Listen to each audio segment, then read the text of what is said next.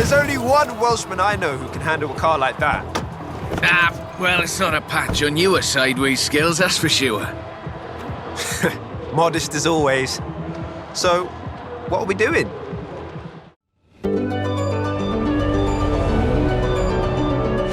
I need a third-party evaluation of the modifications to my Sprinter. So just drift it down the runway. Let's go! A nice show for the local drift club, just like back in the UK. That really is the best way around a corner. Actually, there is increasing acceptance of the value of lateral velocity in shortening a corner, even in more conventional racing contexts. It's been too long, Rob. There we go, that's everything shaken out and warmed up. Feel free to keep going, though. The temp on those tyres is coming up nicely. Keep at it.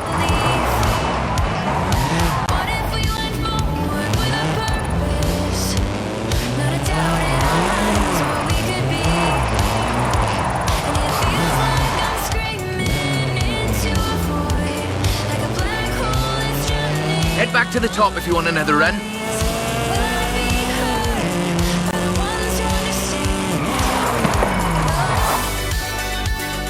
So, when's the grand opening of Drift Club Mexico? Who told you about that? You're too easy, Rob. Call me for the next one, you hear?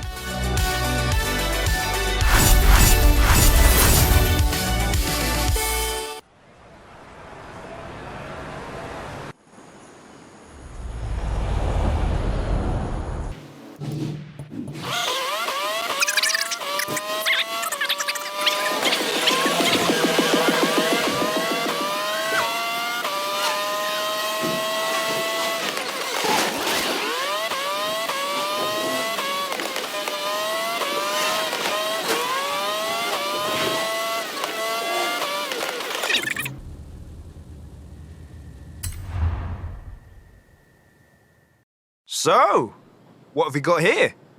The Nismo GTR. I do love a Nissan.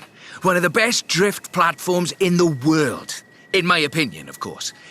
Evidence for other opinions is welcome. We've got a route. Right, let's see what this can do. It's technical. Some very tight turns along the reservoir. Rear-wheel drive is perfect for this, though.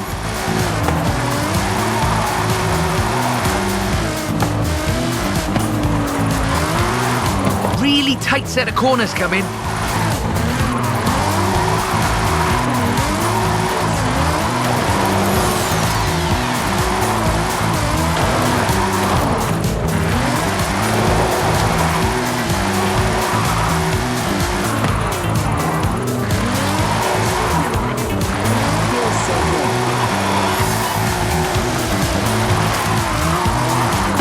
Of course, this is all-wheel drive.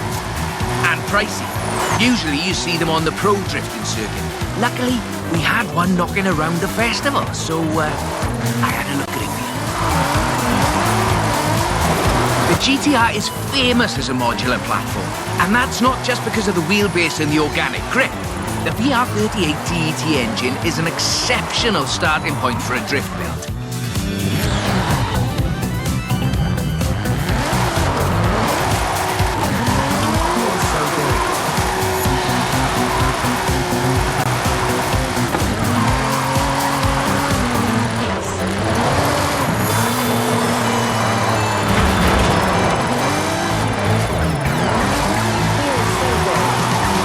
Turbos can easily make 700 bhp.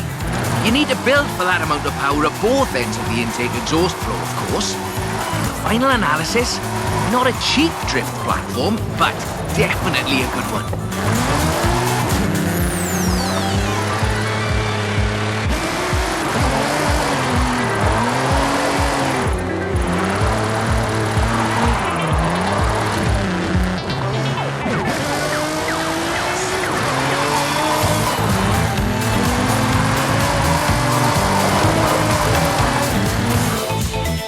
That's a good car. What's the next recruitment vehicle? Recruitment? I have no idea what you're talking about. Sure. Call me.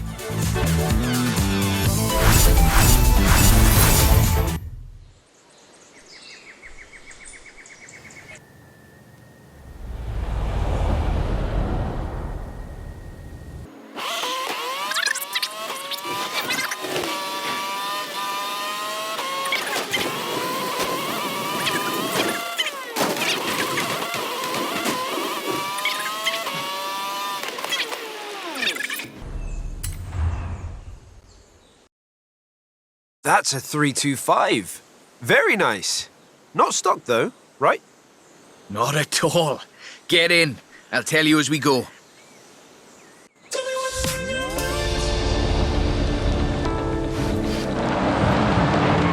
Rear-wheel drive, 6.2-litre V8 engine, developing 750 bhp. Custom camber for optimal entrance and exit angles. It's quite the piece of engineering.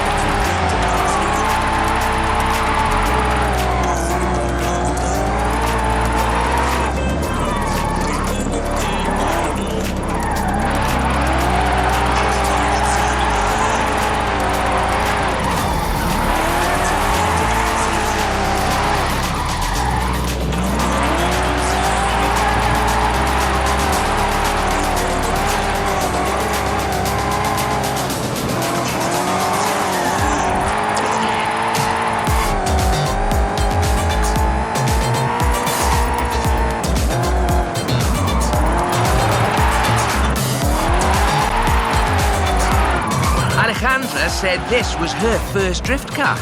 That makes sense. Abundant parts, reliable, and easy to work on too.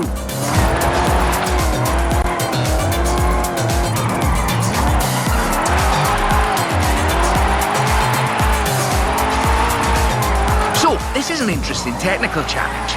Drifting uphill. The additional inertia is a very intriguing factor in how you achieve the optimal corner approach. Oh, if you're interested in how we calculate drift scores, it's about speed and angle in the drift. That means there's a maximum theoretical value for a stretch of road, of course. Excellent lateral velocity management. That's absolutely at the top end of my projections.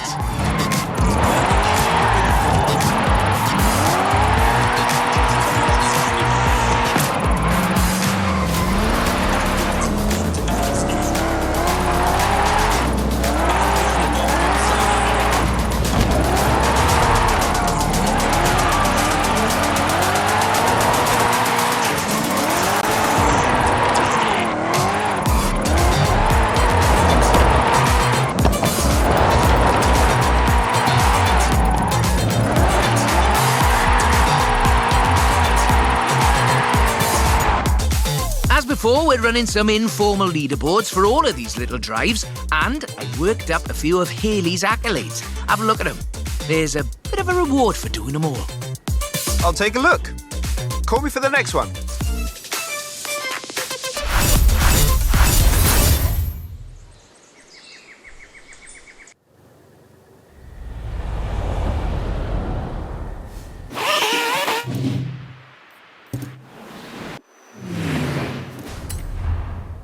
When you've got a moment, drop by the Copper Canyon.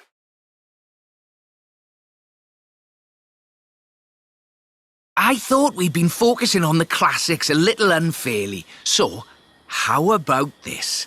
The 2020 151 Formula Drift Supra.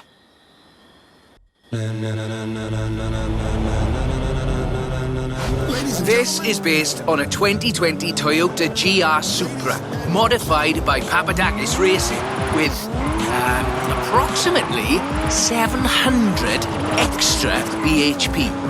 But higher baseline speed necessitates maintaining the drift at a greater lateral velocity.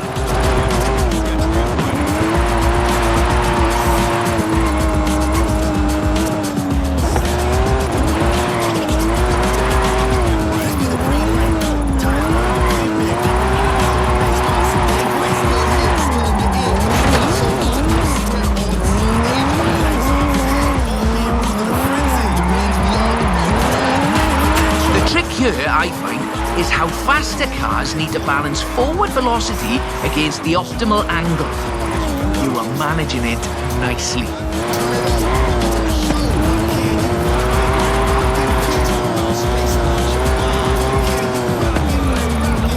This is a really tough corner. Be ready to functionally destabilize the rear.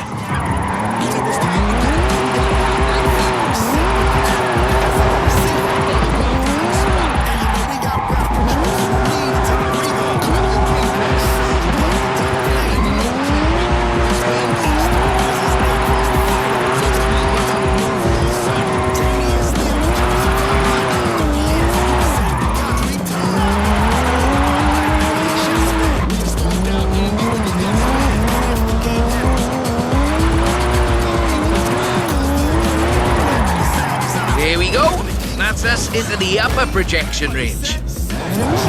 Tunnel ahead, you'll miss some lovely corners if you take it though.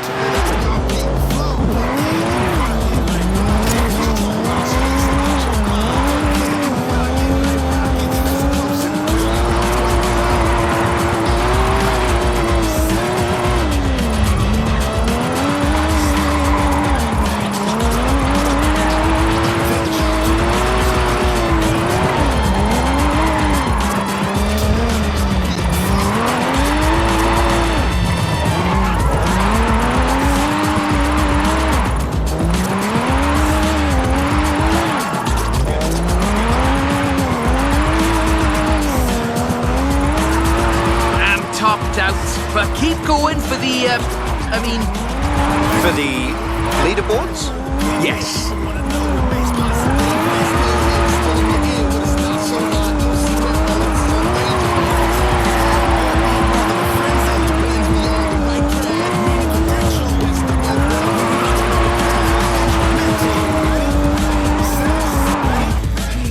Bit more time.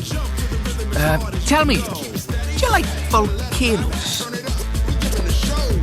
What are you up to, Rob? Nothing at all. Thanks for the help. I'll call you.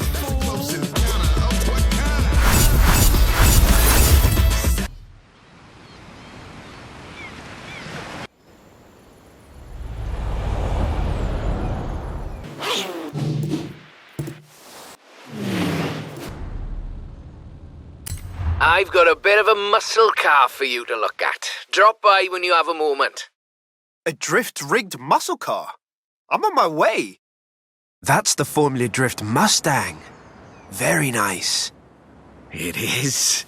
I told you this was a muscle drift, and we've got 6.9 miles of the nicest drift road I think I've ever seen to try it out on. Let's get cracking.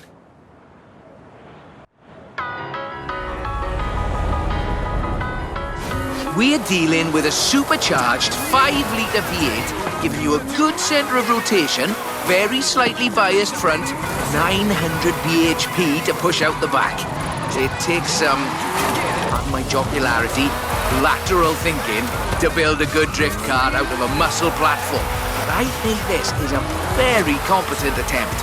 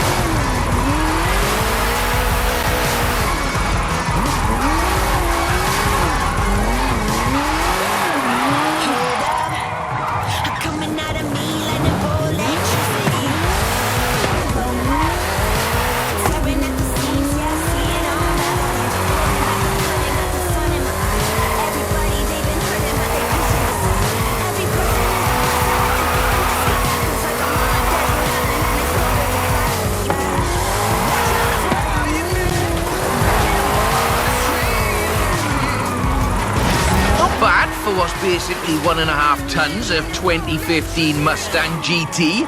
Just wait until you see... No, let's not get ahead of ourselves.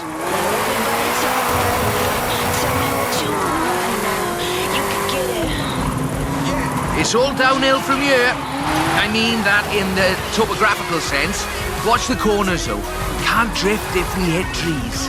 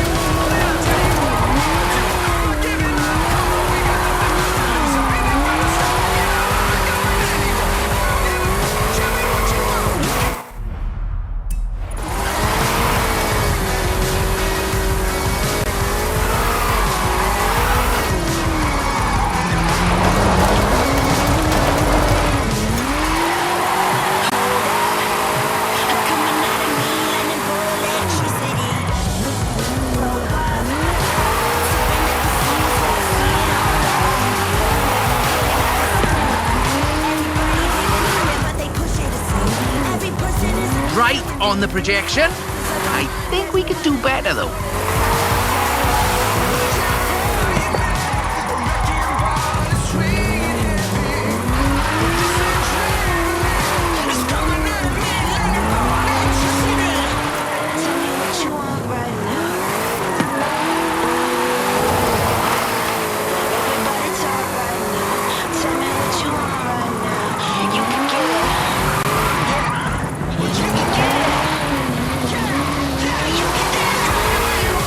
Over 1 million drift points.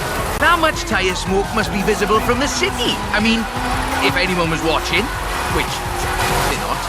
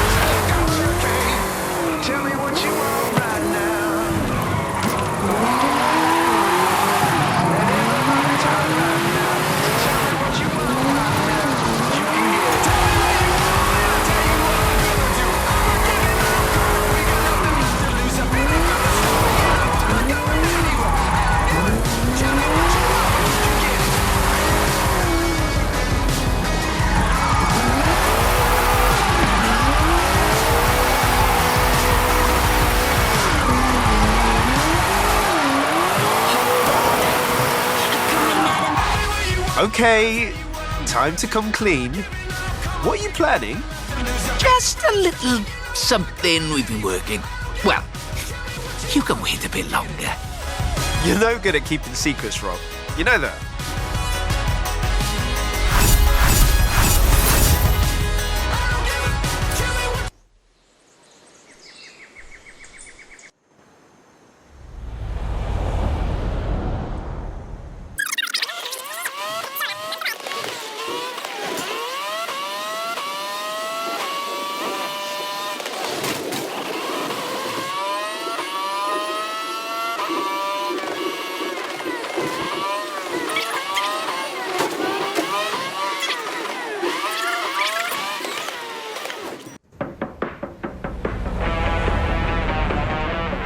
Just turn it, or just go straight down the stairs.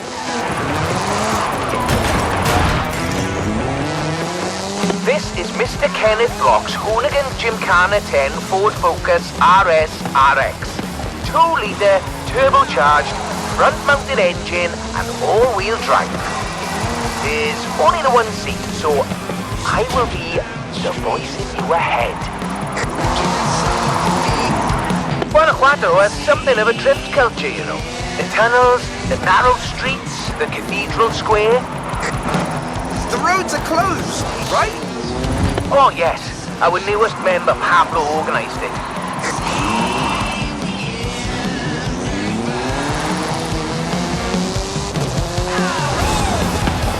Now follow the tunnel. Watch the walls. They're snaggy.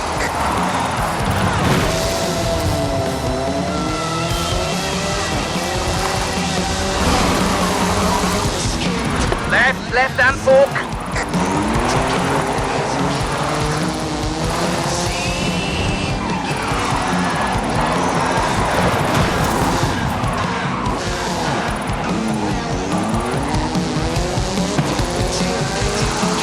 Coming up on the end, and a peek at the future of drifting.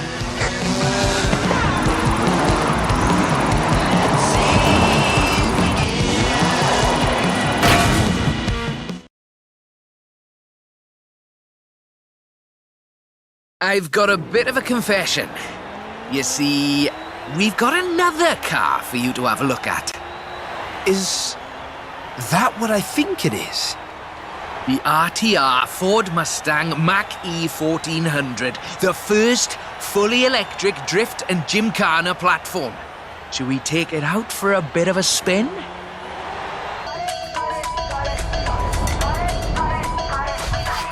This car was customized by drift legend and engineering wizard Mr. Vaughn Gitton Jr. and the fine people at RTR. Why? To answer that age-old question. What is the future of controlled oversteer? What's up, Ralph? Looks like you two are having a lot of fun with that car. Oh, yes. Vaughn, it's quite a piece of work. Could I perhaps press you for your impressions working on it? For the members.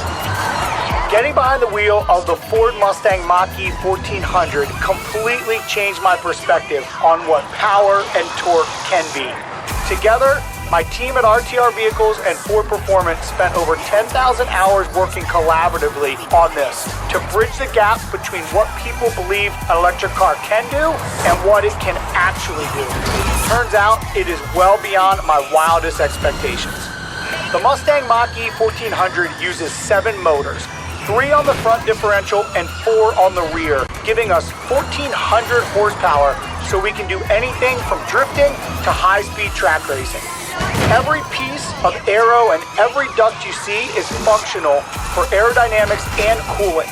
This car makes 2,300 pounds of downforce at 160 miles per hour.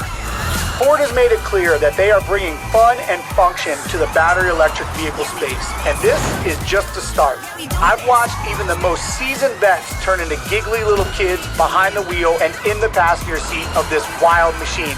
So, mission accomplished.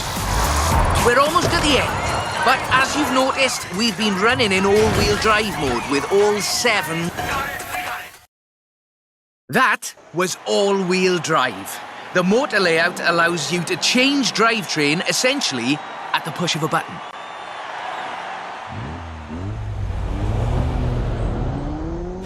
So, just toggle it over from all-wheel drive into rear-wheel drive, shutting down the front motors, and then off we go.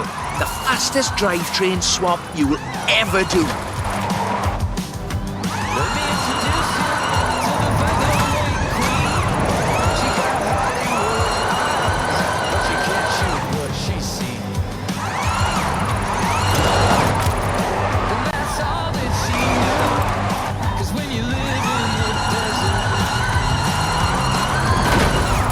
Nice right-left opportunity ahead. Careful as you manage the inertia transfer.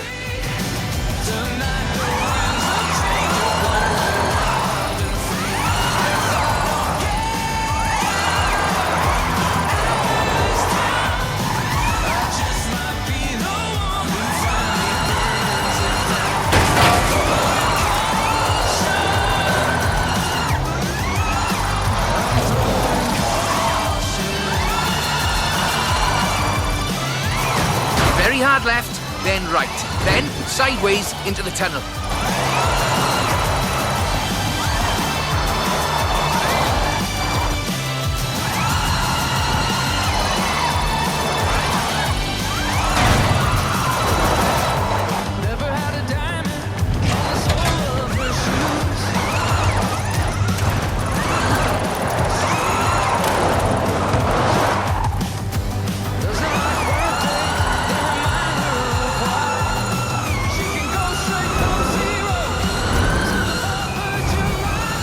ahead here, and we're heading for where we started.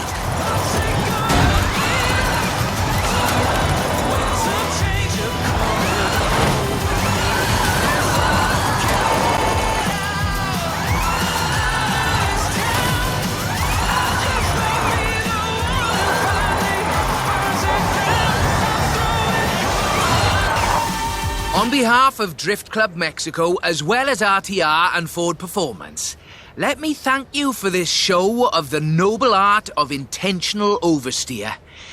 So, we thought you might like to keep the Mach-E. Oh, that's amazing! But wait, won't Vaughan want it back, though? Oh, this is an exact duplicate of his. Let's just say I'm a bit excitable, too.